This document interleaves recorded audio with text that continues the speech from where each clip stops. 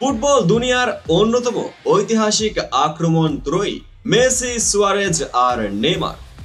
এই এমএসএন ত্রয়ী কি আবারও একসঙ্গে মাঠ কাঁপাবে? নেইমারের সাম্প্রতিক মন্তব্য ঘিরে শুরু হয়েছে নতুন জল্পনা। ভক্তদের মনে এখন একটাই প্রশ্ন, তারা কি আবারও একত্রে খেলবে? জানতে পুরো ভিডিওটি দেখুন। বার্সেলোনার সেই সোনালী দিনগুলো যখন এমএসএন ত্রয়ী প্রতিটি প্রতিপক্ষের ডিফেন্স ধ্বংস করত। মেসি, নেইমার আর সুয়ারেজের বন্ধুত্ব শুধু মাঠেই নয়, মাঠের বাইরেও ছিল অবিচ্ছেদ্য।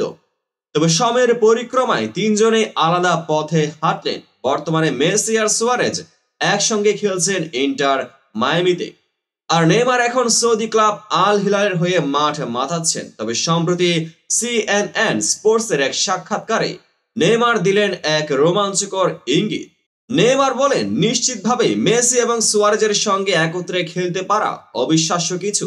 তারা আমার বন্ধু, আমরা এখনো পরস্পরের সঙ্গে কথা বলি। সেই ত্রয়ী আক্রমণ আবারও পুনরুজ্জীবিত করা খুবই উপভোগ্য হবে। আমি আল হিলালে খুশি, সৌদি আরবে ভালো আছি। তবে কে জানে, ফুটবল তো বিস্ময় ও চমকে পরিপূর্ণ। পিএসজি ছেড়ে কেন সৌদি ক্লাবকে বেছে নিলেন সেই ব্যাখ্যাও দিয়েছেন এই ব্রাজিলিয়ান। যখন আমার পিএসজি ছাড়ার খবর প্রকাশিত হয়, সে সময় যুক্তরাষ্ট্রের ট্রান্সফার উইন্ডো বন্ধ হয়ে যায়, তাই আমার হাতে কোনো বিকল্প সুযোগ ছিল না। পরে আমাকে তারা যে প্রস্তাবনা দেয় সেটি খুব ভালো ছিল, শুধুমাত্র আমার জন্য নয়, আমার পরিবারের জন্য। তাই সৌদি আরবে যাওয়া ছিল সবচেয়ে ভালো বিকল্প।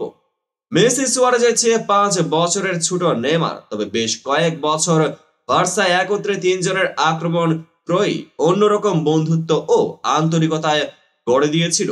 তবে নেইমার আন্তর্জাতিক ফুটবল ক্যারিয়ার তাদের চেয়েও আরো দীর্ঘায়িত করার সুযোগ পাচ্ছেন। দুই ল্যাটিন আমেরিকান তারকা মেসি, সুয়ারেজের সঙ্গেও এমএলএস এর ক্লাব মায়ামির চুক্তির মেয়াদ রয়েছে 2025 সাল পর্যন্ত। অন্যদিকে আল হিলালের সঙ্গে নেইমারের চুক্তির মেয়াদ শেষ হবে চলতি বছরের জুনে। তাহলে কি 2025 সালে আমরা আবারও এমএসএন কে একসঙ্গে দেখতে পাবো, নাকি সৌদি লিগে যোগ দেবেন মেসি, সুয়ারেজ? তবে একটি বড় প্রশ্ন থেকে যায়, নেইমারের ইনজুরির ঝুঁকি। গত বছর ইনজুরি কাটিয়ে মাঠে ফিরে 4 সপ্তাহের মধ্যেই তিনি আবারও ছিটকে পড়েন। নেইমারের জন্য এটি কতটা চ্যালেঞ্জের হবে? আপনার কি মনে হয়, এমএসএন কি আবারও ফুটবল মাঠে ইতিহাস গড়বে, নাকি এই ত্রয়ী শুধুই স্মৃতির পাতায় থাকবে? কমেন্টে জানিয়ে দিন আপনার মতামত। আর এমনই আরো উত্তেজনাপূর্ণ কন্টেন্ট পেতে সাবস্ক্রাইব করুন আমার চ্যানেলটিকে এবং পেজটিকে ফলো করে পাশেই থাকুন। দেখা হবে পরবর্তী আপডেটেড ভিডিওতে।